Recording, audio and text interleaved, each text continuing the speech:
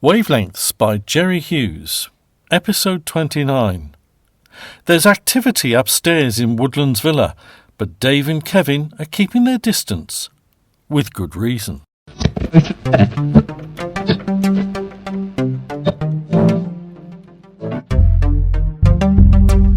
Well, at least it's dark outside. A good time for that lot to be taking them boxes away, I reckon. How many are doing it, did you say? Newbury and about 3 others. They've got a large van parked outside. Oh, they'd need one for all that lot. Yeah. I wonder if that's Newbury. Hope so. Better than the police on this occasion. There you go. All boxes have now been carefully removed from the house and no mess made. Oh, well, thank you very much, Councillor Newbury. No, thank you very much, Mr. Lasky. Take care. Bye. Phew. Thank the Lord for that. I've been on tenterhooks all day. All incriminating stuff removed from upstairs? Apparently, but I'll pop up there shortly and take a look around myself, just to make sure. Oh, that's a good idea. Anyway, you were telling me earlier about your visit to your mum and dad at Fieldford. Oh, yeah. Carry on with what you were saying. Well, as I explained to her, should Newbury be arrested at the drugs raid on Friday evening, it'll mean he's out of the Eastern Development Scheme. Not to mention all the other council business, too. Which means your dad won't get the contract for the developments. And you won't get that half-price house. Goes without saying, really, doesn't it? I told her about you and Stan agreeing to let Dad look over this place. And? I suggested he calls here tomorrow evening. That okay? But if that business is going on at the Fish and Fowl, you'll be going to that, won't he? Exactly. If we could get him here and somehow stall him while the police are doing their stuff at the restaurant, then he'll be out of the frame. I'm afraid I'm not convinced, Kev. It all seems a bit pie in the sky. Your dad's not going to turn down going to that in favour of coming here, is he? Well, Mum said she's going to talk to him about it, then let me know. But one thing is quite clear. Right.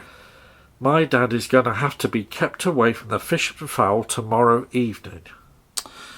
OK, well, if he does come here tomorrow night, we want to make sure that Newbury and Co. really have taken all those boxes away from that back room. Oh, yeah. So shall we pop up and take a look? Yep. Good idea. Lionel, are you sure you're not going to do it? I'll happily take a look at the job, Jan, but tomorrow night ain't going to be convenient. We got the meeting for the Eastern Development. How many meetings does it take to discuss that? Very often it does take a few.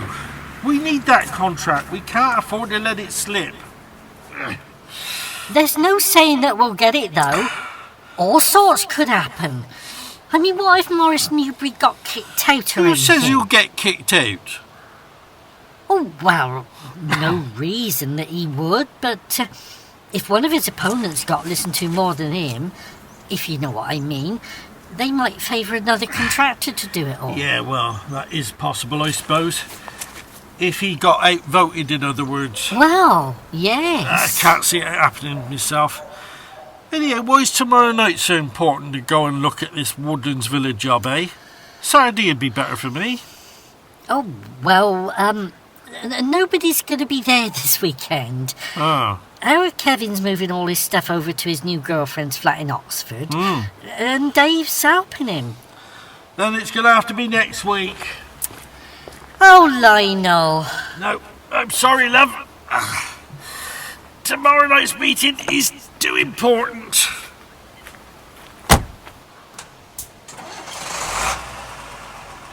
Have a good day.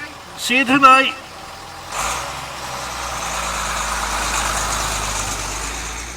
Oh, dear, our Kevin. I did try, but you know what he's like. What in the devil are we going to do now? Well, one last look around what was our home. Mine and Wayne's. Then I'd best head off to the airport. Oh, it must be my cab. Just coming.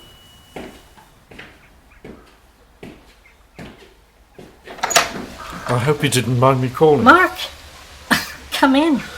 I was hoping to catch you before you went. You nearly missed me. I have everything packed, booked a cab to the airport, and was about to go. Are you absolutely sure about this, Lisa? My past at that radio station has caught up with me. Wayne has left and is filing for divorce as a result. I've been physically attacked at my own place of work, and my credibility there has now gone right down the pan. So yeah, I guess I can honestly say, Mark, that I am absolutely sure. I'm sorry, I didn't mean to make things sound cheap. Things couldn't become any cheaper if they tried. I understand you wanting to leave Westernfield, but do you really have to leave the UK? Surely your work permit's still valid? Where do you suggest I go to work? Mancunian FM by any chance? Well, no. I just have to face facts that the UK hasn't exactly brought me happiness. I've made a lot of enemies. Everything is a constant reminder if I stay. At least my old dad knows the entire truth, so I don't need to explain anything to him.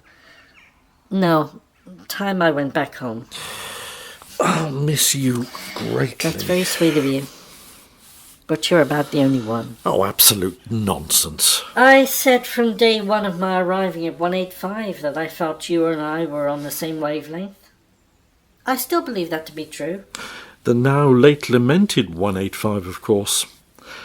Wavelengths are extremely important in so many ways. I am sad that I won't be around to witness the station name change.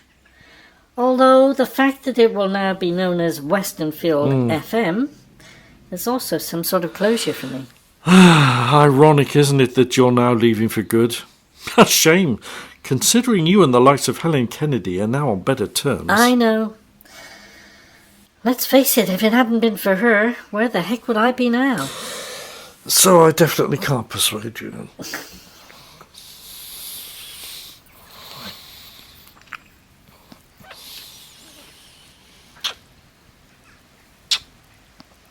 The answer to your last question is no.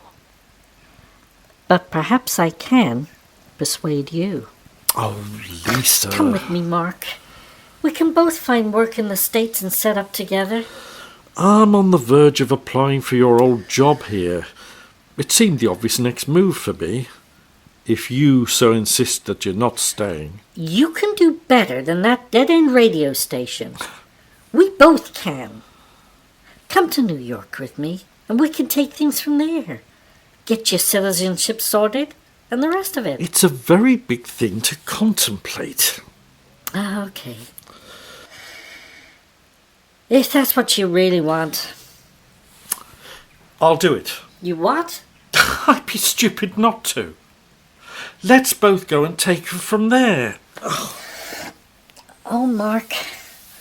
That would make me happier than you'd ever know. You certainly won't regret it, I promise you that. Tom. Helen, how are Absolutely fine, thanks. you? Train down was a bit crowded, you know how it is. Look, I want to have a quiet word with you. Shall we go into the manager's office? Oh, yes, of course. I think you should be the one to sit in the manager's chair, not the other side. After all, you are management, I am not. Oh, well, what can I do for you, Helen? I presume Mark Foster has informed you of his rather astonishing decision. Well, that is why I'm here. He called me from New York. Didn't even know the wretched guy had gone. I'd heard rumours that he and Lisa had a bit of an interest thing going on. But he didn't even do the right thing and hand in his resignation. Just up sticks and went with Lisa. Never mind all that. It's very obvious that he won't now be boarding for the manager's job here. Oh, so it would appear, but we've already got about half a dozen applicants to interview on the day anyway. Well, you can now add one more to that list. Oh. Who? You're looking at her. Yours truly. Good Lord. I see, but are you... Qualified? Yes, almost certainly. I know this radio station inside out.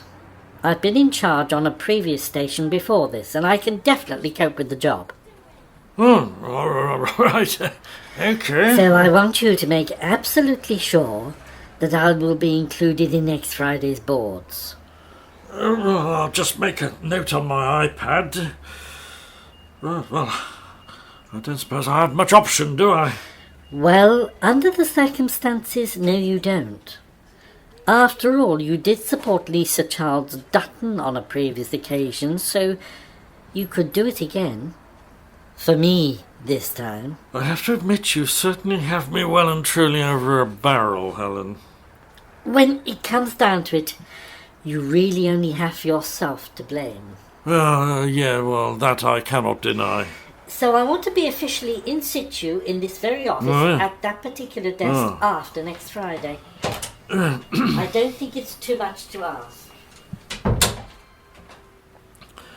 Well, what a turn-up for the books, eh? Now I've got to do a fair bit of backwards bending when it comes to the board of directors. Are you serious? Both have gone? Mark Foster and Lisa, your boss? Yep, all very sudden. But I thought she was destined to make all sorts of changes at that radio station. Had big plans and everything else. Well, we were all informed at an impromptu staff meeting. Managing Director Tom Madison was down from HQ especially to do it. Any specific reason why they've both gone? Well, there have been rumours going around that Mark and she were having a bit of a thing together. Now, Wayne has left both she and the radio station, which makes it look like there might be something in those rumours. Makes it sound very much like Westernfield 185 as a den of iniquity. Correction, Westernfield FM. It's about to be rebranded. Oh, I can't keep up. I've always been used to listening to Westernfield 185. Oh, that's the foliage cut back, which makes this back garden look a lot better. That for the sake of my dad's visit, is it? Well, I got a funny feeling your dad won't be coming here tomorrow night, Kev, to look at this place at all. Oh, give it a chance, Dave. Mum hasn't got back to me as yet about that. She said she was going to attempt to talk to Dad when the time was right. I still got me doubts, so I reckon a chat with old Stan Venables might be the best thing about selling it as it is. We could be taking on too big a headache otherwise. Oh, well, wait a minute. I'll give her a call. Good afternoon. Oh, well, look who it isn't. Oh, Dave, I'll call Mum later. What are you doing here, Natalie? How did you know this was our back garden gate? Lucky guess. Just wondering if you were all set for tomorrow night, Kev. Tom, hello. Helen, just thought I'd give you a quick call. Oh, yes. We've had a meeting of the directors, and I just happened to mention that you were a late applicant for the manager's job at 185, or should I say Westernfield FM. Almost forgotten the change of name for a moment. And? Well, I'm pleased to report that it was favourable all round. Yes! You're held in very high esteem in this company, you know. Oh, well, that's, comforting to know. I confess I had to treat it all extremely carefully, but I'm delighted to report that the response from all the Etherall team was very positive. So, all being well, There then... is one thing which should help your cause immensely. The directors and I would like you to take charge of the station between now and your official appointment. In the absence of Mark Foster, of course. Are you serious, Tom? Absolutely, Eleanor. As are the board. Good heavens. Incidentally, we are now in receipt of Foster's resignation. Oh. He's broken all the rules, in fact, but doesn't seem to give a damn. Well, Tom, Mark is now way out of the country, so why should he give a damn? Oh, well, yes. Anyhow, congratulations again, and may I wish you luck for next Friday? Thank you. And if I don't see you before, then I'll see you on the day. Indeed. And Tom, you won't regret it. I promise you that. Bye, Helen. Ciao.